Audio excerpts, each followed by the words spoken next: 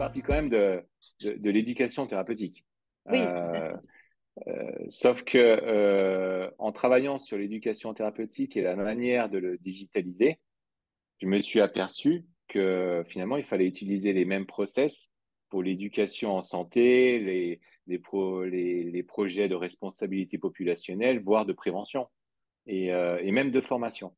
En fait, euh, quand j'ai commencé à monter des prises en charge présentielles d'éducation thérapeutique sur l'obésité, euh, je me suis concentré sur le fait d'essayer de transmettre le plus de connaissances aux patients sans filtre.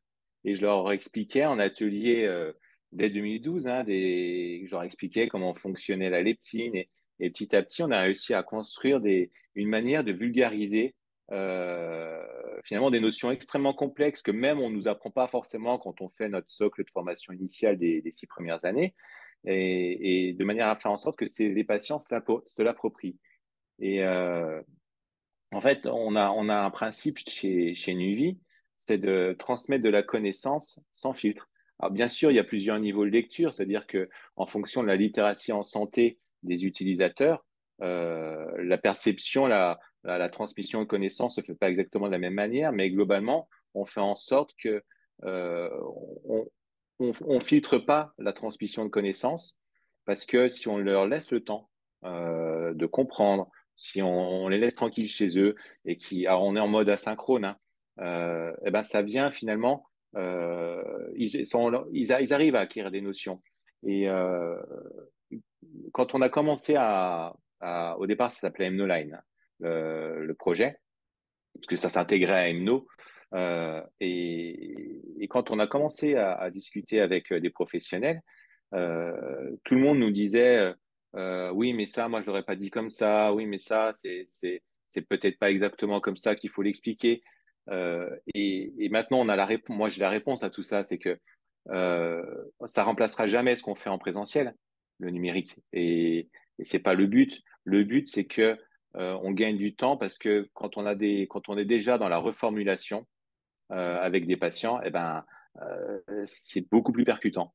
Et expliquer la restriction cognitive en direct, c'est très compliqué et ça prend énormément de temps. Et c'est souvent sur les consultations d'après que le patient, voilà, on arrive à lui faire comprendre ce que c'est. Par contre, quand il a déjà fait une vie, il a déjà entendu les notions, il a déjà, par le biais de la gamification, compris des choses qui sont pas forcément parfaitement ce que moi j'aurais dit en consultation, mais c'est pas grave. C'est le but de voir les patients et c'est le but d'échanger avec eux sur ce qu'ils ont compris, pas compris. Ça génère aussi beaucoup d'interrogations et quand un patient commence à s'interroger sur ces notions, c'est hyper intéressant parce que du coup, on répond à des questions qui lui sont propres. Donc, l'outil il sert à ça. Au départ, on a eu beaucoup de freins de la part des professionnels de santé. On avait l'impression qu'on leur volait une forme de savoir qu'on transmettait à des patients. Mais non, au contraire, ça ne fait qu'amplifier les choses. Et maintenant, c'est bon, je pense qu'on on arrive à convaincre. Mais au début, c'était difficile, hein. C'est pas excessif, hein, pour les CPTS. On a un modèle en fonction de la taille. C'est-à-dire en fonction de la taille de la CPTS. Sur les missions 2 et 3, ils ont des lignes budgétaires fixes et variables. Et donc, nous, on a mis un pourcentage de cette ligne, de ce financement. Comme ça, ils maîtrisent complètement les coûts. Ils n'ont pas peur d'inscrire trop de patients parce que ça leur coûterait plus cher. Donc, normalement, c'est la structure qui porte le coût. On a un modèle où le patient paye. Pour l'instant, c'est uniquement dans le cadre de la chirurgie de l'obésité, où le patient paye un accès. Alors, le coût, il est de 14 euros par mois pendant 6 mois, avec un accès après illimité. Euh, donc, c'est pas excessif non plus. La question du coût supporté par le patient, là, on travaille sur un parcours endométriose. La question se pose parce que on sait aussi que la gratuité avec ce type d'outil, ça stimule pas forcément l'engagement. Donc, pour l'instant, avec notre ARS, avec nos partenaires, on fait en sorte que ce soit gratuit pour les patients, mais ça ne veut pas dire que c'est le bon modèle économique, en tout cas d'engagement à l'usage de ce type d'outil. Donc, la communication se fait comme ça petit à petit. Notre meilleur communicant, aujourd'hui, à date, c'est l'ARS. Ah, Il faut distinguer deux choses. Dans l'article 51 et dans Nuvi, on a de l'intelligence artificielle, des algorithmes, et là on parle de profilage, parce qu'on profile une personne, des comportements, et en fonction de ce profilage, on génère un parcours pédagogique, et dans l'article 51, on génère un parcours de soins. Ce profilage, honnêtement, je me suis pas appuyé sur, sur des études, je me suis appuyé sur notre expérience et notre expertise qu'on avait depuis plusieurs années sur les parcours de TP dans le cadre de l'obésité. Donc ça, c'est du profilage. Le phénotypage, on phénotype une pathologie. Donc là, je fais partie des groupes de travail à la HAS et quand j'ai lu les recommandations coécrites par Marie-Claude et Judith de juin 2022 sur le niveau 2 et 3 de prise en charge, j'ai vu ce phénotypage apparaître.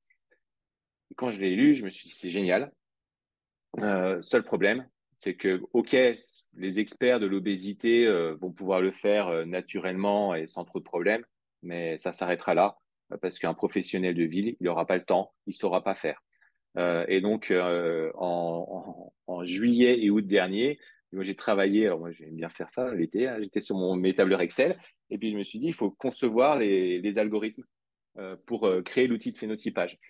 Et au mois d'août, j'ai vu mes développeurs et je leur ai dit, voilà, est-ce que c'est possible? Ils m'ont dit, oui, c'est possible. Donc, on a commencé à travailler sur une maquette, une pré-prod, on appelle ça. Euh, je l'ai présenté en poster à la Féro en janvier. On l'a fait tester par le GCC des CSO, Olivier Ziegler, il y a Martine Laville, l'équipe des HCL, il y a Jocelyne qui l'a testé aussi. Enfin voilà, il y a aussi Rudy Caillet de Colmar. Enfin, il y a plusieurs. On a eu un rétex pour regarder l'usage. En fait, ce phénotypage, il permet à un professionnel de santé, en 15 questions, de répondre aux 7 paramètres du phénotypage, d'avoir la synthèse du phénotypage en temps réel de son patient, d'avoir une synthèse qu'on peut exporter, qu'on peut mettre dans le dossier du patient, avec le niveau de recours et le niveau de sévérité. Et en même temps, on a complété ce phénotypage par sur chaque paramètre. On a ajouté les recommandations de la HAS pour, par exemple, la surveillance glycémique, à quelle fréquence, en fonction du phénotype. Et donc, on a l'avantage d'avoir internalisé les ressources, d'être un médecin avec plusieurs casquettes, avec une vision assez macro aussi du parcours de soins et dans quelques instances. Ça permet d'avoir nos propres développeurs. Ils ont pu concevoir l'outil. Comme moi, professionnel de santé, je pense que ça peut être utile. Et puis en parallèle de ça, de cet outil de phénotypage, on a plugué un parcours Nuvi de e-formation ou IETP, peu importe ce que c'est, mais de Nuvi, avec on a 18 ateliers sur l'ensemble des recommandations de la Haute Autorité de Santé de prise en charge niveau 2 et 3, qui explique le phénotypage, qui explique les niveaux de recours, qui explique les attitudes, l'attitude thérapeutique à adopter, parce que ces recommandations et cet argumentaire de 200 pages, euh, les médecins ne les consultent pas. Par contre, on en a fait un parcours éducatif. Et donc, l'idée que j'ai, c'est que avec cet outil de phénotypage, où là, les professionnels de santé vont avoir un intérêt à y aller parce que ça va pouvoir phénotyper rapidement le patient et avec une traçabilité, tout est sécurisé, hein, tout ça, il n'y a pas de souci. Et ben, en parallèle, s'ils le souhaitent, ils peuvent accéder à l'outil de formation et de manière à diffuser ces recommandations de manière un peu plus large. C'est gratuit. Cet outil-là et ce parcours-là est gratuit. Euh, il n'est pas, ce sera un accès libre. Par contre, l'idée qu'on a derrière, c'est que et je présente ça au réseau Force début juin, c'est quand j'ai monté l'article 51 MNO, euh, on a eu des réunions avec l'adresse, avec la CNAM, sur l'évaluation. Il y a eu beaucoup de réflexions sur comment comparer la population de patients MNO à une autre population. Le problème, c'est qu'on n'a pas de données d'obésité au niveau de l'assurance maladie. Vu que ce n'est pas un acte cotable, on n'a rien. Donc, avec cette expérience compliquée d'évaluation d'une expérimentation sur l'obésité, en parallèle, je me suis dit, ben, cet outil de phénotypage, s'il est diffusé correctement en accès libre et qu'il est sécurisé, c'est un outil qui va nous permettre d'avoir le phénotype de l'obésité, d'une pathologie comme l'obésité en temps réel, par territoire de santé, donc d'avoir des données qui vont être intéressantes à exploiter, de regarder si l'offre de soins elle est adaptée en fonction des phénotypes de la population d'un territoire. Donc on crée des cartographies. Et puis en face de ça, de regarder si je mets une expérimentation MNOS à un endroit, si ça modifie au bout de quelques années, parce qu'il faut quelques années, le phénotype de la population. Euh, donc voilà l'idée qu'on a derrière. Je pense que pour l'obésité, il faut avoir à un moment donné des données fiables, des données qu'on peut regarder, et si on laisse les industriels le faire à notre place, on va se retrouver, on pourra pas les utiliser comme on veut. On a un principe, hein, c'est que les données qu'on recueille, qui sont sécurisées, qui sont anonymisées, on respecte toutes les règles, hein, de RGPD, et ces données, on n'en fera jamais commerce.